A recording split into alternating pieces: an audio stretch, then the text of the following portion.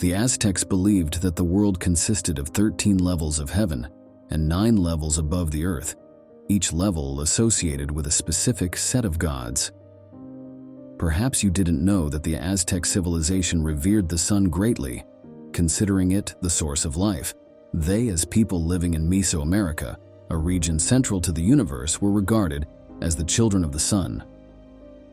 Similar to most other mythologies, in Aztec mythology, the world at its inception was merely darkness and chaos.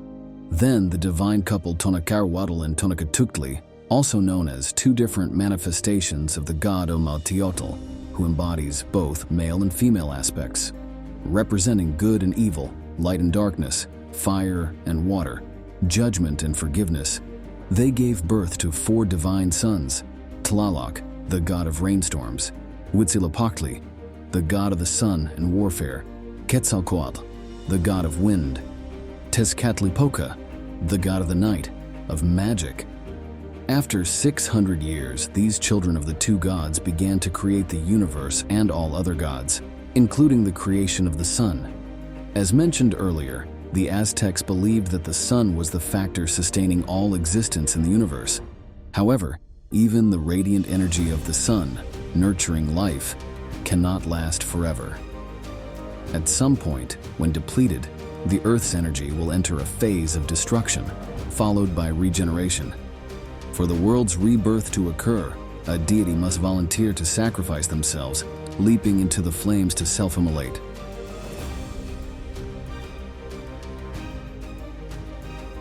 Thus, it can be said that the main element of the story, like all Aztec cultures, is sacrifice, which is necessary to initiate renewal.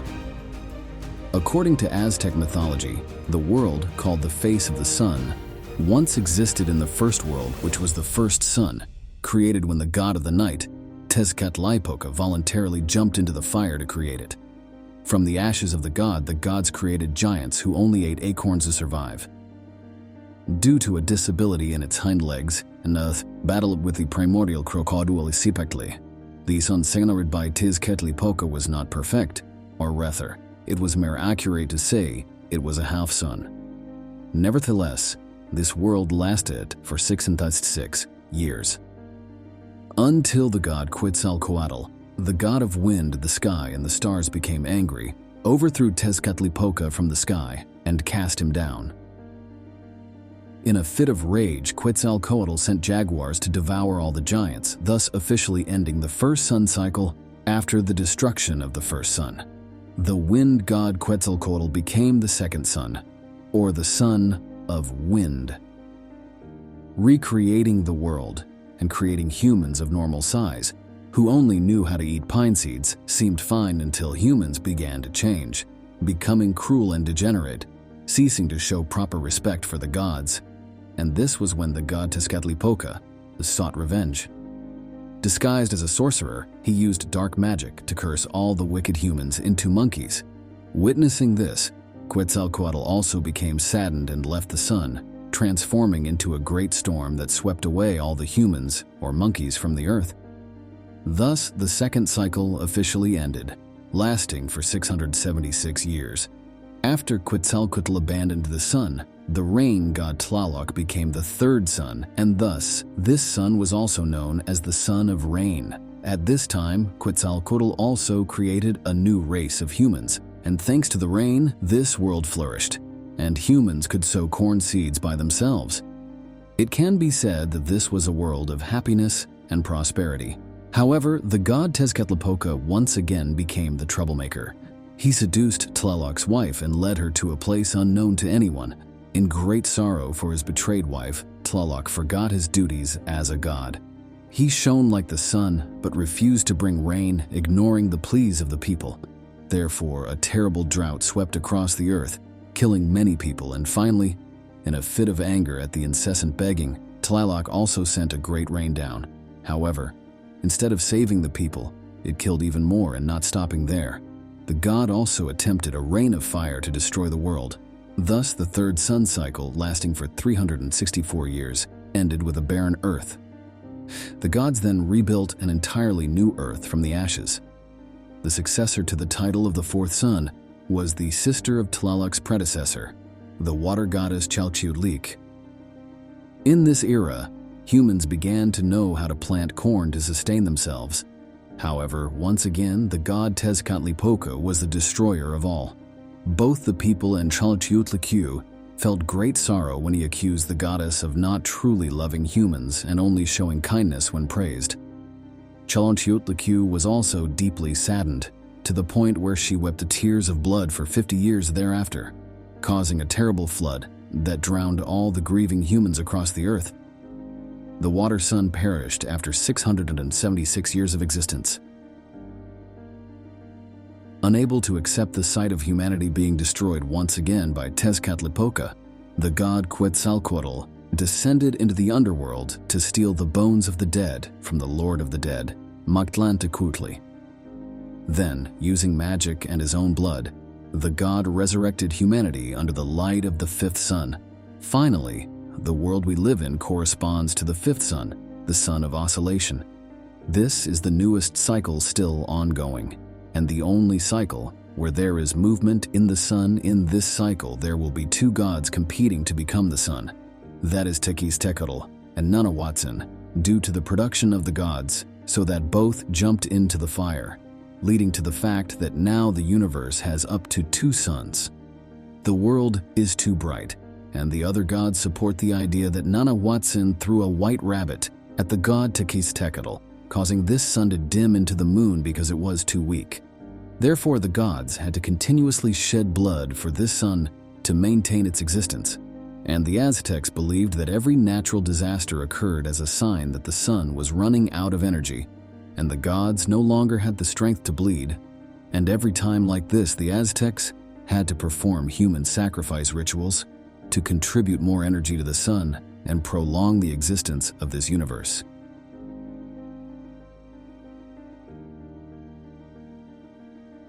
The god of war, the sun, and human sacrifice.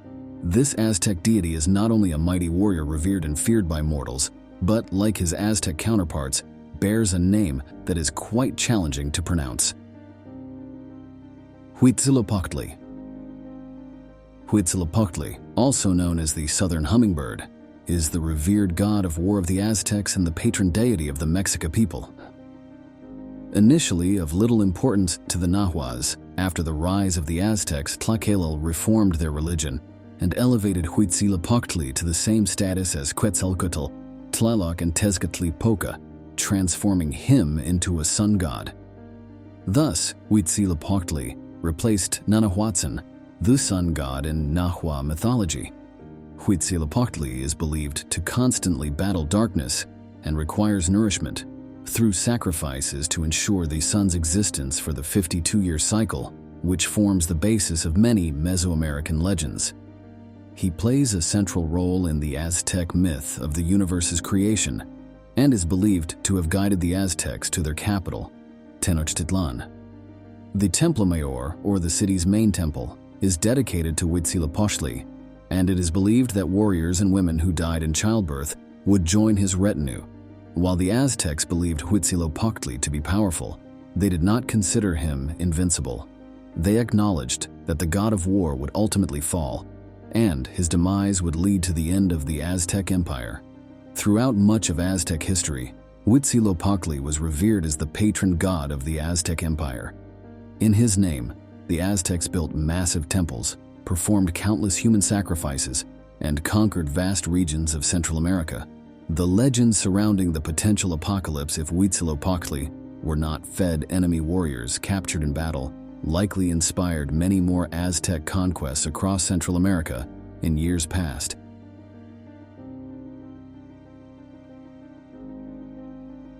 Quetzalcoatl, the god of wind, air, and learning in Aztec mythology, is often regarded as the eldest of the four great gods. Quetzalcoatl is a deity from the cultural and literary traditions of Central America, originating from the Nahuatl language, meaning feathered serpent or Quetzal bird serpent.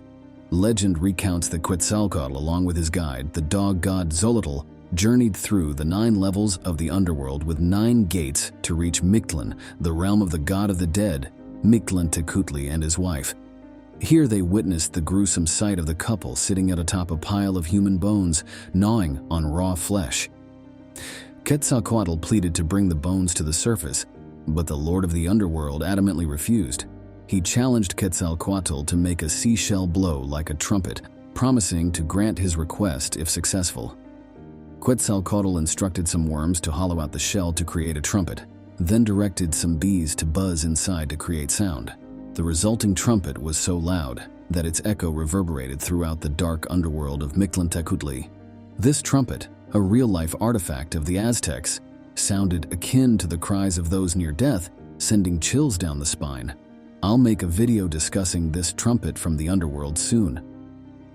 Having easily passed the challenge, Quetzalcoatl was granted permission to take the bones, albeit only as a loan. Reluctantly, Quetzalcoatl agreed. Thus, in the future, when humans die, their souls automatically ascend. However, it was Mictlantecutli's turn to be reprimanded by his wife for letting the bones be taken so easily. Whispering to her husband, the goddess reassured him, "Don't worry, I've thought this through." Thus, he sent his minions to dig traps along Quetzalcoatl's path. Quetzalcoatl managed to evade most traps, but fell into the last one, causing the bone bundle to shatter. Though the god escaped the underworld, the bones were no longer intact. Quetzalcoatl soaked these bones in his own blood to resurrect humanity. However, because they were no longer whole, the resulting humans varied in appearance. Some ugly, some beautiful, some fat, some thin, some tall, some short, and, as expected, all eventually returned to the underworld. Another version of the myth depicts Quetzalcoatl as the benevolent ruler of Tula, the capital of the Toltec people. He never accepted human sacrifices, only those of snakes, birds, and butterflies. However, the god of the night sky, Tezcatlipoca, ousted Quetzalcoatl from Tula using dark magic. Quetzalcoatl wandered to the shores of the Atlantic Ocean, where he immolated himself on a funeral pyre and ascended to the sky, becoming the morning star.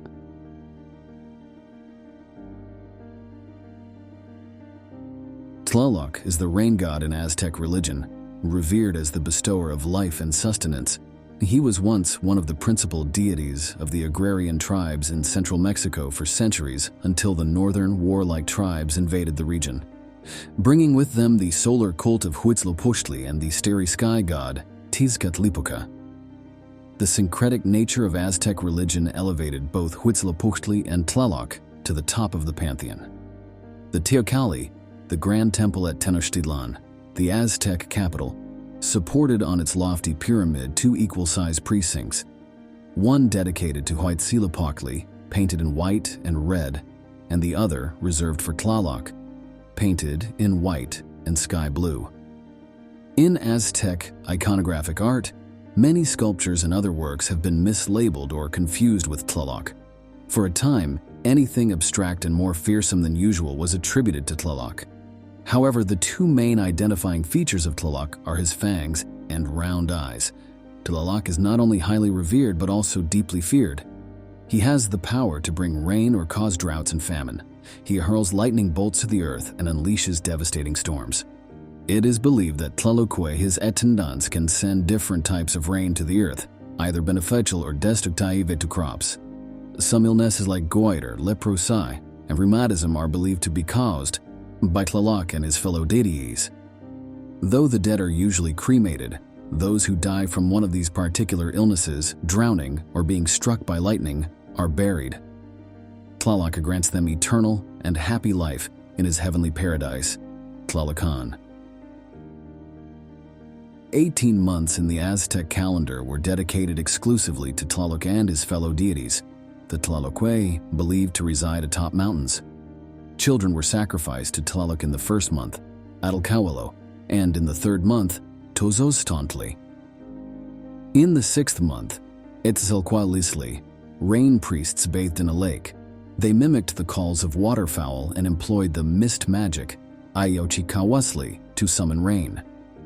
The 13th month, Tepilhuitl, was reserved for the Tlaloc mountain. Small idols made of amaranth dough were sacrificed and consumed ceremonially. A similar rite was also held in the 16th month, Atimozli.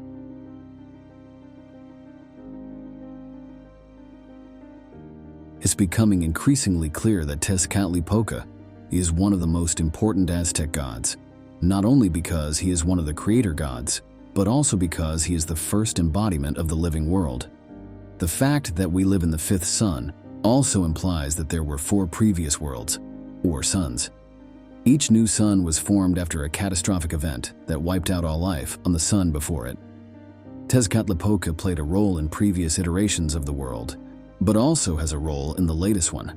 His role is related to the regeneration of the heavens and the earth. To reset the heavens and the earth, he had to shake the underworld.